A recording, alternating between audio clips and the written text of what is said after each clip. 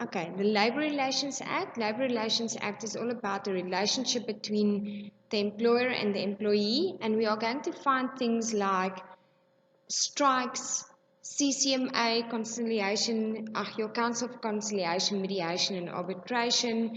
But the focus is, again, for this video is on the extras. And the extras in this case, we look at what are the rights of employers and employees. When I look at the rights of employers, keep in mind this is now in relation to the Labour Relations Act.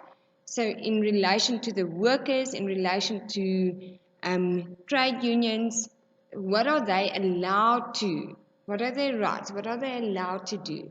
So they've got the right to lock out employees. So if they feel that the strike is becoming too violent, employers can lock the gates and say no one goes in. They stop any form of work. They can also form employers' organizations. Guys, an employer organization is almost like a trade union, but it protects the employers, where a trade union protects the employees. They can also form a bargaining council where they negotiate, and these bargaining councils usually consist of the employers, employees, trade unions, as well as your employers' organizations. They are allowed to, they've got the right to dismiss employees who have embarked on an unprotected strike or have been violent. Remember now, this is in relation to the Labour Relations Act. They also have the right to not pay workers who did take part in a protected strike, because when you strike, it is no work, no pay, unfortunately.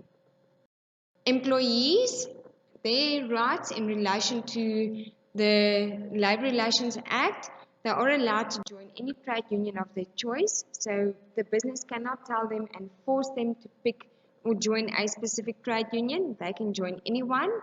They are allowed to ask trade union representatives to represent them or sit into disciplinary hearings or grievance meetings. Trade union representatives are allowed to take time off work to look at or attend trade union duties. They are allowed to take part in legal strikes because of certain grievances like unfair working conditions or unfair pay. They can take, if any matters were not resolved, to the CCMA, and the trade unions will usually assist them, or they can just go straight to the CCMA. And if the CCMA cannot resolve the issues, they may take that grievance or that issue to the Labour or even Labour Court or Labour Appeal Court for that matter. Look at these rights, read carefully whether they're asking for the employer or the employee.